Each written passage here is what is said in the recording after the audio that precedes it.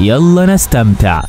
في الفيديو ده هنحكي عن بطل قصتنا وهو كاشرن، واللي بيكون فاقد الذاكره وبيحاول طول المسلسل انه يوصل للحقيقه، وبيتصدم لما بيلاقي العالم كله اتحول لروبوتات آلية وان البشر اصبح مالهمش وجود. بيبدا المسلسل واللي بيبان فيه ان العالم بقى عباره عن روبوتات آلية وان البشر اصبح مالهوش وجود. بيظهر في البدايه بطلنا كاشرن وهو في معركه ضد وحوش كتير من الروبوتات، لكنه بيقدر ان هو يدمرهم ويقتل القائد بتاعهم واللي اسمه لونا، وبيحاولوا جنود لونا انهم ينتقموا من كاشرن ويقتلوه، لكنه بيقدر يهرب منهم بعد ما قتل الكتير منهم ودمرهم. وبيهرب كاشرن وبيروح بعد كده وبيقعد على البحر وهو سرحان وبيفكر في اللي حصل. لكن في اللحظه دي بتظهر بنت صغيره وبتجري وبتلعب في الميه جنب كاشرن، ولما بتشوفه بتقرب عليه وبتنبهر بشكله وكانه لسه مصنوع دلوقتي. وبتبدا الطفله تتكلم معاه وبتقول له ان اسمها رينجو، وبتساله هو مين وان كان انسان ولا روبوت آلي، ولكن كاشرن بيبص لها وهو مش عارف يقول ايه، لكنه بيسالها هي انسان ولا روبوت، فبتقول له انها روبوت وان رجلها مكسوره. فبيسالها كاشرن ازاي رجلها مكسوره وبتجري وبتلعب كده عادي، لكن ما بتردش رينجو عليه وبتقرب منه وبتحضنه وبتدي له قطعه صلبه كانت معاها وبتطلب منه يحتفظ بيها لانها بتجيب الحظ لاي حد شايلها. في اللحظه دي بيفتكر كاشرن امه وهي حضناه وبتمشي رينجو وبتسيبه، ولكن بيظهر في اللحظه دي وحش كبير من الروبوتات وبيمسك رينجو وبيحاول يقتلها، لكن كاشرن بيجري وبيهجم عليه مره واحده وبيوجه ليه ضربه قويه وبيقدر ينقذ رينجو وبيطمن انها كويسه، لكنه بيقوم تاني وبيكمل هجومه على الوحش وبيقدر انه يدمره لحد ما بيقع الوحش على الارض. اما رينجو فبتكون خايفه جدا من كاشرن بعد ما شافته بيقتل الوحش بالطريقه دي، فبتحاول انها تجري، لكن بيجي في اللحظه دي شخص اسمه اوجي وبياخدها وبيمشي. في الوقت ده بيكون واحد من الروبوتات الوحوش بيزعق مع جنوده وبيقول لهم انهم لازم يلاقوا كاشرن ويقتلوه علشان يضمنوا انهم يعيشوا للابد، لان كاشرن من وجهه نظرهم هو اللي سبب الخراب والتدمير في البلد، وان قتله هو اللي هيخليهم يعيشوا للابد. بنرجع تاني لكاشرن واللي بيكون واقف لوحده في مكان واضح عليه الدمار، فبتظهر قدامه بنت اسمها ليوزي وبتكلمه، فبيسالها كاشرن لو كانت تعرف هو مين، فبترد عليه وبتقول له ان هو آلة قاتله وهو اللي دمر البلد ونشر الخراب فيها. فبيتصدم كاشرن من اللي بيسمعه وبيتاثر من كلامها، وبيكون كاشرن مش فاكر اي حاجه من اللي بتقول عليها ليوزي. وبتكمل ليوزي وبتقول له انها هتقتله بس لما يفتكر كل حاجه عشان يحس بالذنب، لان قتله دلوقتي مش هيفيد بحاجه، وبتسيب ليوزي وبتمشي. وبيفضل كاشرن ماشي وهو سرحان ومش فاهم ايه اللي بيحصل ولا عارف يروح فين. بنرجع بعد كده لمجموعه من الوحوش وهم بيتكلموا وبيقولوا انهم مش عايزين يموتوا وان البشر هم اللي بيتحكموا فيهم لانهم هم اللي صنعوهم وفي ايديهم موتهم او حياتهم. وبيقول واحد منهم انه مش مصدق الاشاعه اللي منتشره واللي بتقول ان قتل كاشرن هو اللي هيخليهم يعيشوا للابد. في الوقت ده بتكون في بنت اسمها ريتشي هي وحبيبها واللي اسمه رود بيتكلموا، وواضح عليهم انهم مصابين نتيجه الدمار والخراب اللي حصل في العالم. فبتقول ريتشي لروت انها بتحبه وعمرها ما تقدر تعيش بعيد عنه، فبيحضنها روت وبيطمنها انهم هيفضلوا سوا العمر كله، وبيكون معاهم حيوان آلي اسمه فريندر. في اللحظه دي بيهجم عليهم روبوت ضخم من الوحوش وبيحاول انه يقتلهم، لكنهم بيحاولوا انهم يدافعوا عن نفسهم، وبيحاول الحيوان انه يدافع عنهم لكن ما بيقدروش، وبيكون الروبوت على وشك انه يقتلهم بعد ما رماهم بعيد عن الارض. لكن في اللحظه دي بيظهر كاشرن وبيهجم على الوحوش وبيحاول يحمي روت وريتشي، لكن روبوت الوحش بيقول لكاشرن انه دايما بيطلع له في كل مكان، وبيقدر كاشرن انه يهاجمه لحد ما بيهرب الوحش من قدامه. في الوقت ده بيكون رود بيطمن ريتشي انهم بخير وبيشكروا كاشرن لانه انقذ حياتهم، وبياخدوه بيروحوا على مكان متجمع فيه عدد من الروبوتات، وبيكون في شخص مصاب من الدمار اللي حصل وواضح انه على وشك انه يموت، وبيحاول رود وريتشي انهم يتكلموا معاه ويطمنوه، ولكنه بالفعل بيكون فرق الحياه، وبياخدوه بيدفنوه. فبيتاثر كاشرن بموته وبيحس بالذنب. بعد كده بيقابل كاشرن راجل عجوز واللي بيكون واضح انه دكتور او عالم في تصليح الروبوتات، فبيقول له كاشرن انه مش فاهم اي حاجه ومش فاهم ايه الدمار اللي موجود ده كله. فبيقول له الطبيب ان الروبوتات بتتدمر وان سبب ده كل واحد اسمه كاشرن، وان في اشاعه منتشره وبتقول ان قتل كاشرن هيخلي الروبوتات كلها تعيش للابد. وبياكد الطبيب لكاشرن ان دي فعلا اشاعه ومستحيل تكون حقيقه. في اللحظه دي بيشوف كاشرن روبوتات كتيره مرميه على الارض، فبيسال الطبيب عنهم، فبيقول له الطبيب ان الخراب والدمار اللي حصل خلى الروبوتات تتدمر وانهم ما بقاش عندهم اي قطع غيار يصلحوا بها كل الروبوتات دي. وبيكمل الطبيب وبيقول لكاشرن ان شكله غريب وجديد وانه زي ما يكون لسه مصنوع امبارح، ولكن كاشرن بيكون متاثر بكلام الطبيب وحاسس بالذنب من منظر الروبوتات المتكسره على الارض وان هو السبب في ده كله. وبيكمل الطبيب وبيطلب من كاشرن انه يمشي ويسيب المكان لانه مش مناسب ليه، لانه لسه جديد وقدامه حياه يقدر يعيشها. وفعلا بيمشي كاشرن من المكان وهو مش عارف هيروح فين، ولكن في اللحظه دي بتنادي عليه ريتشي وبتقول له ان الحيوان فريندر ما عندوش ولا اصابه، وبتطلب منه انه ياخده معاه علشان لو استنى هنا هيتدمر ويموت. ولكن بيجي روت في اللحظه دي وهو بيجري عشان يطمن على ريتشي وبيرفض ان فريندر يروح مع كاشرن، ولكن ما بيلحقش روت يخلص كلامه، فجاه بيهجم عليهم واحد من الوحوش وبيمسك طفله صغيره موجوده في المكان على اساس انها كاشرن وبيحاول يقتلها، لكن الطبيب بيجي بسرعه وبيقول له انها مش كاشرن، فبيرميها الوحش على الارض وبيحاول يهجم على كل الموجودين في المكان ويقتلهم. لكن في اللحظه دي بيظهر كاشرن وبيهجم عليه وبيساله الوحش هو مين، فبيرد وبيقول له ان هو كاشرن، وبيكون الكل مش مصدق انه فعلا كاشرن وبيتصدموا، ولكن بيقدر الوحش انه يهرب من المكان بسرعه عشان يبلغ كل اصحابه عن مكان كاشرن. وفي اللحظه دي بيقرب روت على كاشرن وبيضربه بسكينه في بطنه، وهو بيقول له ان هو السبب في كل الدمار وان موته هو الحل الوحيد علشان يقدروا يعيشوا. ولكن ريتشي بتكون متاثره وبتقول له روت ليه عملت كده، وفجاه بيتحول كاشرن الوحش مخيف وبيهجم على كل الموجودين في المكان وبيدمرهم ما عدا ريتشي اللي في الاخر بتقول له انها كانت فاكراه كويس وانهم يقدروا يعيشوا كلهم في امان سوا، وما بتكملش كلامها وبتقع على الارض وبتتكسر. في اللحظه دي بيفوق كاشرن وبيرجع لعقله وبيبص حوالين منه، فبيلاقي الروبوتات متكسره في كل مكان، فبيتصدم انه عمل كده وبيعيط وبيصرخ بصوت عالي وبيمشي كاشرن من المكان. الوقت ده بيكون موجود شاب بشري بيجري وراه مجموعه من الوحوش الاليين، لكنه بيقدر انه يهرب منهم وبيستخبى ورا صخره كبيره. وفي اللحظه دي بيلمح الشاب كاشرن وهو جاي من بعيد، فبيقرب عليه الشاب وبيساله عن مكان الطبيب والمقر اللي بيصلح فيه الروبوتات، فبيرد عليه كاشرن وهو متاثر وبيقول له ان المكان ده ما بقاش موجود، وبيكمل كاشرن في طريقه، لكن الشاب بيوقفه وبيساله هو مين، لكن كاشرن بيكون متجاهله تماما وبيكمل مشي، وبيفضل الشاب ماشي وراه مسافه طويله لحد ما بيقف كاشرن وبيسال الشاب هو عايز منه ايه، فبيقول له الشاب انه عايز يتعرف عليه، فبيرد كاشرن وبيعرفه على نفسه، فبيرحب بيه الشاب وبيقول له انه اسمه ياكوز. في اللحظه دي بيخرج ياكوز من جيبه ازازه وبيشرب منها، فبيتصدم كاشرن لانه اتاكد ان ياكوز بشري، فبيتكلم كاشرن وبيطلب من ياكوز انه عايز يبقى بشري زيه، ولكن ياكوز بيقول له انه لو بقى بشري هيتعب جدا في حياته وانه محتاج ياكل ويشرب عشان يعيش والا هيموت. وبيكمل ياكوز ان حياه الروبوتات احسن منهم بكتير لانهم مش هيموتوا ويقدروا يعيشوا للابد من غير اكل وشرب، ولكن كاشرن بيكون مصمم. في الوقت ده بيكون ياكوز بدا يحس بالجوع، فبيحاول يصطاد حشره من على الارض علشان ياكلها، لكن بتقدر الحشره انها تهرب منه تحت الارض، لكن كاشرن بيقدر بقدراته يغطس تحت الارض وبيقدر انه يمسك بالحشره، فبيتصدم ياكوز من القدرات الموجوده عند كاشرن. بيكملوا يومهم لحد ما بيجي الليل، وبيكون كاشرن بيفكر وحاسس بالذنب بسبب اللي عمله في الطبيب والروبوتات والمكان اللي كان موجود فيه، فبيطمنه ياكوز وبيقول له انه دلوقتي مفيش محاكم ومفيش حد هيقدر يعاقبه، ولكن كاشرن بيقول له انه السبب في ده كله وان اي حد بيقرب منه بيتدمر. تاني يوم بيصحى ياكوز وبياخد كاشرن وبيتمشوا، وبيبدا ياكوز انه يفرجه على المكان وبيشرح له الجبال وان في ناس قضت حياتها كلها تتسلقها وهي مستمتعه بكده، ولكن كاشرن بيغير الموضوع وبيساله هو بيعمل ايه هنا، فبيجاوب ياكوز انه كان عايز يشوف الروبوتات والدمار والخراب اللي في كل مكان، لان الروبوتات كانوا بيحاولوا يقتلوه فكان عايز يشوفهم وهم بيتدمروا. في اللحظه دي بيظهر قدامهم مره واحده الحيوان فرندر وبيهجم على كاشرن وبينتقم منه لانه دمر اصحابه، وبيقدر فرندر انه يسيب كاشرن في دراعه، وفجاه بيظهر دم من كاشرن، فبيتصدم كاشرن من انه ممكن يطلع انسان عادي، وبيوقف كاشرن هجومه على فرندر وبيقرب منه وبيقول له انهم لازم يبقوا اصحاب. في اللحظه دي بيودعهم ياكوز وبيقول لهم انه هيروح عشان يقابل الروبوتات، فبيحاول كاشرن انه يمنعه لان الروبوتات ممكن تاذيه، ولكن بيكون ياكوز مصمم وبيمشي في طريقه، ولكن بعد شويه بيهجم الروبوتات على ياكوز وبيرموه من على قمه جبل عالي وبيموت ياكوز، وبيكون كاشرن وفرندر ماشيين في طريقهم. بتظهر بعد كده بنت اسمها سوفيتا وبيلقبوها بملك الجحيم، وبتكون سوفيتا معاها سيف وبتقول انها بتحب القتال وانها بتكون مستمتعه جدا وهي بتقتل الروبوتات. في اللحظه دي بيهجم عليها كذا روبوت لكنها بتقدر تقتلهم كلهم ببراعه، وبتلمح سوفيتا كاشرن وهو ماشي من بعيد مع فرندر، فبتنبهر من شكله الجديد وانه مش متاثر بالدمار اللي حصل، فبتقرب عليه وبتحاول تكلمه لكنه بيكون ماشي في طريقه ومش بيديها اي اهتمام، فبتمشي سوفيتا وراها وهي بتتسحب، فبيطلب منها كاشرن انها تمشي وتسيبهم في حالهم، ولكن سوفيتا بتكون مصممه انها تدخل في قتال معاه، فبيرفض كاشرن تماما لانه خايف ما يقدرش يتحكم في نفسه مره ثانيه ويقتلها زي ما قتل الروبوتات ودمرهم، فبيطلب منها انها تبعد عنه، ولكن سوفيتا بتكون مصممه وبتهجم على كاشرن اللي بيحاول يصد كل ضرباتها ويدافع عن نفسه، وبيطلب منها انها توقف كل ده، وبيكمل انه ما بيموتش وانها مهما تهاجمه وتضربه ده ما بيأثرش فيه لان اي اصابه بتحصل له بتشفى في ساعتها. فبتتصدم سوفيتا من اللي بتسمعه وبتجرب انها توجه ناحيته ضربه بالسيف، وفعلا بتضربه بالسيف لكن ما بيتأثرش كاشرن والاصابه بتصحى في ساعتها، وبيكون كاشرن مبسوط في اللحظه دي لانه قدر يسيطر على نفسه ويتحكم فيها وما هاجمش سوفيتا. وبتبدا سوفيتا انها تتكلم مع كاشرن وبتساله عن اسمه، فبيقول لها ان اسمه كاشرن، فبيعجبها الاسم جدا، وبتقول له انها تتمنى انهم يتقابلوا تاني ويتبارزوا بما انه كده مش بيموت لانها بتستمتع لما بتحارب اي حد. وبيودعها كاشرن وبيمشي هو وفرندر، وبيقعد كاشرن يفكر في اللي بيحصل حوالين منه، وبيضرب الارض بايده بقوه وهو بيعيط لانها كانت الذنب في تدمير العالم. ولكن في اللحظه دي بتظهر قدامه ليوزي مره تانيه واللي وعدته انها هتقتله لما يفتكر كل حاجه، وبتتكلم مع كاشرن وبتقول له انه هو اللي دمر كل حاجه عشان تخليه يحس بالذنب ويفتكر اللي عمله وساعتها تقدر تقتله. فبيسالها كاشرن لو كانت تعرف اي حاجه عن اللي حصل، فبتستغرب ليوزي من انه فعلا مش فاكر اي حاجه لانها كانت فاكراه بيمثل عليها انه ناسي، وبتقول له ليوزي انها هتقول له كل اللي حصل عشان بس يفتكر وتعرف تنتقم منه كويس، وبتقول له انه كان السبب في موت اختها وان هو اللي قتلها. فبيتصدم كاشرن من اللي بيسمعه، وبتحكي له ليوزي ان اختها كانت هي المسؤوله عن حمايه لونا وكانت قريبه منها جدا وانه قتلها مع لونا وان اخر حاجه قالتها اختها هي اسم كاشرن، وبتكمل انها هتنتقم منه وهتاخد حق اختها، ولكن كاشرن بيقول لها انه كده كده مش عايز يعيش وبيطلب منها انها تقتله وهو مش هيتحرك ولا هيدافع عن نفسه. وفعلا بتقوم ليوزي وبتتوجه ناحيه كاشرن وبتضربه بالسيف، فبيتألم كاشرن من الضربه، فبتستغرب ليوزي لانها عارفه ان الروبوتات ما بتتألمش ولا بتحس بوجع، وساعتها بتشك في ليوزي انه بشري، وبتكمل ضرب فيه لكنها بتلاقي كل الاصابات والجروح بتتعالج في ساعتها، وبتفضل تضرب فيه باقصى قوه لحد ما بيتحول كاشرن لشخص تاني مخيف وبيهجم عليها وبيضربها وبيرميها على الارض. لكن في اللحظه دي بيتدخل فريندر وبيدافع عن ليوزي ويوقف كاشرن عشان يفوق، وفعلا بيفوق كاشرن وبيرجع لوعيه، فبيعيط جامد وبيسيبهم وبيمشي. في نفس الوقت ده بتكون رينجو واوجي موجودين في مكان كبير ومعاهم مجموعه من الروبوتات المصابه نتيجه الدمار، فبيحاولوا انهم يساعدوهم ويلاقوا لهم قطع غيار. فبيتكلم اوجي مع الروبوتات وبيقول لهم انه وصل لمكان مليان بقطع غيار حديثه وانهم لازم انهم يوصلوا له بسرعه قبل الوحوش ما تعرف طريقها. وما بيلحقش اوجي يخلص كلامه وبتهجم مجموعه من الوحوش على المكان وبيدمروا بعض الروبوتات، وبيمسكوا رينجو وبيهددوا اوجي انهم هيدمروها لقطع صغيره لو ما قالش كل المعلومات اللي عنده. في اللحظه دي بيظهر كاشرن وبيهجم على الوحوش وبيقدر انه يدمرهم كلهم ويوجه لهم ضربات كتير، لكنه ما بيقدرش يتحكم في نفسه وما بيعرفش يفرق بين الخير والشر، وبيكون على وشك انه يضرب رينجو الا انها بتصرخ باعلى صوت وبتنادي عليه باسمه. فبيفوق كاشرن ولكن اوجي بتقول له انه قوي جدا لكنه ما بيعرفش يوقف تدمير وقتل، فبيقول لها كاشرن انه مش عارف هو بيعمل كده ليه وانه بس كان عايز يساعدهم. في اللحظه دي بيظهر قدامه شخص غريب اسمه ديو، وبيكون في شبه كبير بين كاشرن في الشكل، وبيقرب ديو من كاشرن وبيقول له انه هو السبب في الدمار اللي بيحصل في العالم وان موته هيخلي العالم يرجع تاني احسن من الاول. وبيكمل ديو انه هو هنا عشان ينفذ المهمه دي ويقتله، وساعتها يقدر يكون حاكم للعالم كله. فبيساله كاشرن لو كان يعرف حاجه عنه وعلى القوه الموجوده عنده انه ما بيقدرش يتحكم فيها، فبيقول له ديو انه لازم يموت عشان يكتشفوا سبب القوه اللي عنده دي وانه ازاي ما بيموتش. فبيفكر كاشرن في اللي بيقوله ديو وبيقول له انه لو موته هيخلي الناس تعيش في سلام، فهو موافق انه يموت. وبيكمل كاشرن وبيطلب من ديو انه يقتله بسرعه. وفي اللحظه دي بتظهر مجموعه جديده من الوحوش وبيهجموا على كاشرن وديو، وبيقدروا يضربوا فريندر لكن بيقدر ديو انه يكسرهم كلهم ويدمرهم، وبيكون واضح انه عنده نفس القوه الموجوده عند كاشرن. بعد كده بيوجه ديو ضربات كتير جدا لكاشرن من كل ناحيه وبيرميه على الارض، وبيكون ديو على وشك انه ينهي كاشرن، لكن في اللحظه دي بيتحول كاشرن مره ثانيه وبيدافع عن نفسه، وبيوجهوا لبعض ضربات قويه جدا لحد ما بتظهر ليوزي وبتقف بينهم وبتقول له ديو انها مش هتسمح له انه يقتل كاشرن، وبتضربه بالسيف اللي معاها. ولكن في اللحظه دي بتيجي بنت اسمها ليدا وهي بتطير وبتخطف ديو من وسطهم وبتطير بعيد عنهم. وبنرجع لاوجي واللي بيكون باين عليه ان عنده سر مخبيه، وبيحاول اوجي انه يصلح فريندر من الاصابه اللي اتعرض لها، فبيساله كاشرن لو كان يعرف حاجه عنه او عن جسمه اللي ما بيتاثرش باي ضربات وانه ما بيموتش، فبيقول له اوجي انه ما يعرفش اي حاجه عنه. وبيكمل ان اللي يعرفه ان لونا واللي المفروض ان كاشرن هو اللي قتلها كانت برضه خالده ما بتموتش، وان ممكن دي تكون لعنه منها بسبب انه فكر يقتله. فبيتصدم كاشرن من اللي بيسمعه. في الوقت ده بياخد اوجي رينجو وبيقول لها انهم لازم يمشوا، وبيسيبوا كاشرن هو محتار وبيفكر في حياته. بيتحرك كاشرن وبيمشي هو وفريندر لحد ما بيوصلوا لمكان غريب ومهجور لكنه كبير جدا، وبيلاقوا مجموعه من الروبوتات الاطفال بيلعبوا مع بعض وباين عليهم الاصابات، فبيطلبوا من كاشرن انه يلعب معاهم فبيرفض، فبيحاولوا انهم يهاجموه لكن كاشرن بيتجاهلهم وبيمشي. لكن في اللحظه دي بتظهر قدامه بنت اسمها ايزابيل وبتقابل كاشرن وبيبان عليها انها معجبه بيه لان كل الروبوتات في العالم اتدمرت الا هو وشكله لسه جديد. فبتاخد ايزابيل كاشرن وبيمشوا سوا، بتقول ان المكان ده كان مصنع كبير جدا لتصنيع الروبوتات لكنه بعد الدمار بقى مكان مهجور. وبتاخد كاشرن وبتفرجوا على المكان لحد ما بتشاور له على برج عالي جدا، وبتقول له انها هي اللي صنعت البرج ده لانها عايزه تعلق فيه جرس كبير جدا عشان تعرف العالم ان لسه في حياه، وان برغم الدمار اللي حصل في العالم الا ان الحياه لسه جميله. وبيكون كاشرن مستغرب من كلامها ومن نظرتها للحياه. وبتكمل ايزابيل وبتقول انها لسه بتدور على آلة ما تعرضتش للدمار عشان تقدر تصنع منها الجرس، ولكن بتكون معظم الآلات اتدمرت. في اللحظه دي بتفكر ايزابيل انها تصنع الآلة من جسم كاشرن، فعلا بتقدر انها تضحك عليه لحد ما بتضربه على دماغه، فبيقع كاشرن على الارض، فبتشيله ايزابيل وبتحطه جوه جهاز هيحوله لقطع صغيره. وفعلا بتبدا ايزابيل انها تشغل الجهاز، ولكن في اللحظه الاخيره بيقدر كاشرن انه ينقذ نفسه ويخرج من الجهاز ده، فبتتضايق ايزابيل وبتقول له انها كانت عارفه انه بيمثل عليها انه فقد وعيه. فبيقول لها كاشرن انه مش خايف من الموت، بس مشكلته الوحيده انه عايز يعرف الاول هو مين والسبب اللي بيحصل له ده. وبيكمل وبيحكي لها ان هو اسمه كاشرن وان هو السبب في اللي حصل للعالم، لكن ايزابيل بتكون متضايقه ومش فارق معاها اي حاجه، فبيسيبها كاشرن وبيمشي. بعد شويه بيكون كاشرن وفريندر قاعدين في مكان قريب من البرج لكنهم بيسمعوا صوت عالي جدا من بعيد زي صوت جرس، فبيقوم كاشرن وبيتاكد فعلا ان صوت جرس ايزابيل. وبتكون ايزابيل بتحاول بكل طاقتها انها تصنع الجرس وتشغله عشان تثبت للعالم كله ان الدمار هينتهي وهيبداوا حياه جديده. ولكن في اللحظه دي بيهجم عليها مجموعه من الوحوش الروبوتات بسبب انزعاجهم من صوت الجرس، وبيرموا ايزابيل من فوق البرج العالي وبيدمروا الجرس وبيرموها هو كمان من البرج، وبيكون على وشك انه يقع فوق ايزابيل لكن بيوصل لها كاشرن وبيقدر انه ينقذها وبيطمنها وبيقول لها ان صوت الجرس ده عمره ما هينساه وانه هيفكروا دايما ان العالم لسه موجود. وبيسيبها كاشرن وبيمشي بعد ما بيطمن عليها. بعد كده بنلاقي رينجو واوجي جايين في العربيه لانهم سمعوا صوت الجرس وبيقفوا قدام البرج، وبتندهش رينجو من جمال البرج وبترحب بيهم ايزابيل وبتقول لهم انهم يجوا يتفرجوا عليه، وبتشرح لهم ان كان في جرس كبير موجود لكنه اتدمر. وبيمشي كاشرن وفريندر وبيقول كاشرن انه عمره ما هينسى صوت الجرس ده وانه حاسس ان الصوت لسه في ودنه. في الوقت ده بتكون موجوده بنت اسمها جانيس وبتكون مشهوره بالغنى وانها مصدر للامل والحياه في المدينه، وبيكون معاها مجموعه من الحراس اللي بيحموها، وبيكونوا ماشيين في طريق ولكن بيهجم عليهم مجموعه من الوحوش وبيقتلوا الحراس، وبيجي الدور على جانيس اللي بيحاولوا يهجموا عليها. لكن في اللحظه دي بتبدا جانيس تغني بصوت عالي عن الحياه والامل وبينتشر صوتها في كل مكان، وبيتاثر بها كل الروبوتات والوحوش وبيوصل صوتها لرينجو واوجي، ولكن بيطلب منها واحد من الوحوش انها توقف غنى وبيهجم عليها. لكن بيظهر كاشرن وبيدافع عن جانيس وبيدمر كل الوحوش، وبيبدا كاشرن يتكلم مع جانيس اللي بتشكره لانه انقذها، وبتقول له انها بتحب الغنى جدا من وهي صغيره، وانها دلوقتي كانت رايحه لمدينه ثانيه عشان عايزه تروح مكان نفسها تروحه من زمان، وبتكمل انها بتحب تغني في كل وقت وان الغنى هو مصدر الامل والحياه بالنسبه لها، وان عندها القدره انها تاثر بغناها على اي حد. وبيمشوا في طريقهم لحد ما بيظهر قدامهم عدد من الوحوش وبيهاجموهم، وبيقول لهم وحش منهم انه عنده معلومات انهم في طريقهم لمدينه فاسا، وبيحذرهم انهم يروحوا هناك. لكن كاشرن وجانيس بيصمموا انهم يروحوا، وفعلا بيوصلوا للمدينه، وبتاخدوا جانيس لقاعه موسيقى كبيره، وبتحكي له ان المكان ده كان لها ذكريات فيه وهي صغيره، وانها كانت دايما بتحب تسمع اغنيه معينه، وبتكمل انها لو غنت الاغنيه دي هتاثر بيها على اي حد وهتديهم امل انهم يعيشوا. وفعلا بتبدا جانيس انها تغني، وبيتجمع مجموعه كبيره من الروبوتات اللي بيشجعوها وبيسمعوها، وبتفضل جانيس تغني لحد ما بينتشر صوتها في كل مكان. وبيحاول مجموعه من الوحوش انهم يمنعوها من الغنى، ولكن بيكون كاشرن هو الحارس اللي بيحميها وبيدمر كل الوحوش لحد ما تخلص غنى وبيسيبها كاشرن في امان وبيمشي. بنروح بعد كده لمكان تاني غريب مليان بالورد في كل مكان، بيكون عايش فيه بنت صغيره اسمها نيكو اللي واضح انها بتحب الورد جدا. على الجانب الثاني بيكون كاشرن قريب من المكان اللي عايشه فيه نيكو وبيدمر مجموعه من الروبوتات، ولكن بيتصاب كاشرن في رجليه. في اللحظه دي بتظهر نيكو بتحاول انها تعالج اصابه كاشرن، وفي نفس الوقت بتعالج اصابه الروبوتات الثانيه، فبيستغرب كاشرن من اللي بتعمله نيكو وانها ازاي بتعالجه وفي نفس الوقت بتعالج الوحوش. وبيجي اوجي ورينجو في الوقت ده وبيقابلوا كاشرن، وبيقول له اوجي انه جاي للمكان ده عشان معروف بانه مقبره للروبوتات من ساعه ما بدا الدمار ينتشر، وان كل الروبوتات المتدمره بتترمي في المكان ده. وبيكمل اوجي انه بيدور على قطع غيار يعالج بها الروبوتات، وبيحكي لكاشرن ان المكان ده موجود فيه الطفله نيكو بقالها زمن وانها بتكون سعيده جدا وهي بتحاول تعالج الروبوتات. وبيساله اوجي هو بيعمل ايه في مكان زي ده، فبيقول له كاشرن انه كان بيتهاجم من الوحوش كالعاده وكان بيحاول يحمي نيكو منهم. في الوقت ده بتكون الطفله بالفعل بتعالج روبوت ضخم متدمر على الارض، فبيحزن كاشرن وبيلوم نفسه ان ده كله بسبب الدمار اللي هو السبب فيه زي ما قالوا له. وبيكون الورد منتشر في كل مكان، وبتقرب رينجو من نيكو وبتقول لها ان الورد جميل جدا، وبيلعبوا الاثنين مع بعض وبيجروا في كل حته. في اللحظه دي بتيجي ليوزي وبتنادي على نيكو واللي واضح انها تعرفها كويس، ولكن كاشرن بيتدخل في الكلام وبيسال ليوزي هي تعرف نيكو منين، فبتقول له ليوزي ان نيكو كانت موجوده مع لونا واختها وقت ما قتلهم. وبيدخل الروبوت المصاب على الارض في الكلام وبيسالهم لو كانوا يعرفوا لونا فين، فبتقول له ليوزي ان لونا اتقتلت، ولكن يوجي بيقول لها ان في اشاعه منتشره انها لسه عايشه. وهم مشغولين بالكلام بيقرب منهم مجموعه من الوحوش وبيهجموا على المكان، وبيحاولوا انهم يصيبوا نيكو وبيضربوها ضربه قويه فبتقع على الارض، ولكن بيتدخل الروبوت المصاب وبيحاول ينقذها، لكن بيضربوا واحد من الوحوش الا ان كاشرن بيتدخل وبيقدر انه يدمرهم كلهم. وبيشيل كاشرن نيكو من على الارض وبيقول لها انه هيجيب لها لونا لحد عندها لو طلعت فعلا عايشه، ولكن في اللحظه دي بتكون نيكو فارقه الحياه وماتت، فبيتاثر كاشرن وبيوعدها انه هيوقف الخراب والدمار في العالم. وبيتكلم الروبوت المصاب انه هيفضل هنا في المكان ده لحد ما كاشرن يجيب لونا، وبيعرفهم ان اسمه بولتون. وبيتحرك كاشرن وبيسيبه، وبيمشي اوجي ورينجو اللي بتكون بتعيط عشان نيكو. في الوقت ده بيكون ديو بيتكلم مع ليدا اللي بتقول له انه لازم يخلي باله من نفسه ويحافظ على جسمه من الاصابات عشان يقدر يحكم العالم، وانه لازم يهدى عشان يعرف يفكر هيعمل ايه عشان يبقى الملك ويسيطر على كل الروبوتات ويقتل كاشرن وبكده يقدر يعيش للابد. وبيكون موجود عدد كبير من الروبوتات المتجمعه عند ديو اللي بعت لهم عشان يتكلم معاهم. في اللحظه دي بيظهر شخص عجوز ومخبي وشه وهو ماشي وبيردد اسم لونا وهو بيعيط، فبيحاول بعض الوحوش انهم يهاجموا لكنه بيمشوا ومش بيديهم اهتمام لحد ما بيوصل لمكان ديو، فبيقرب منه ديو وبيساله هو مين، فبنكتشف انه الحارس الشخصي لونا واسمه دوون، فبيهاجموا ديو وبيضربه، ولكن في اللحظه دي بيتحول دوون وبيدافع عن نفسه وبيبان انه قوي جدا، وبيعتقد دوون ان ديو هو كاشرن لان قوتهم شبه بعض، فبيصرخ الحارس باسم كاشرن وانه هيقتله، ولكن ديو بيوجه له ضربات كتير جدا وبيكون مش في وعيه، وبيتخيل الحارس انه كاشرن وبيكون على وشك انه يدمره. لكن في اللحظه دي بتدخل ليدا وبتفوقه لنفسه وبتقول له انه لازم يركز ويخرج يتكلم مع الشعب عشان يبقى عنده جيش قوي جدا يقفوا بيه قدام اي حد. وفعلا بيروح ديو بيتكلم مع الروبوتات وبيقول لهم انه هيبقى الملك عليهم وهيعيشوا للابد لما يقتل كاشرن، فبيقول له واحد من الروبوتات ان في اشاعه بتقول ان لونا لسه عايشه. في اللحظه دي بيكون كاشرن وفريندر ماشيين وبيقول كاشرن انه لازم يوصل للونا لو كانت لسه عايشه عشان يعرف منها كل حاجه تخصه. بنرجع للحارس دوون واللي بيكون مصاب لكنه بيقوم وبيمشي وكل تفكيره في لونا، وبيكون كاشرن في معركه هو وفريندر مع بعض الوحوش اللي بيحاصروه بيحاولوا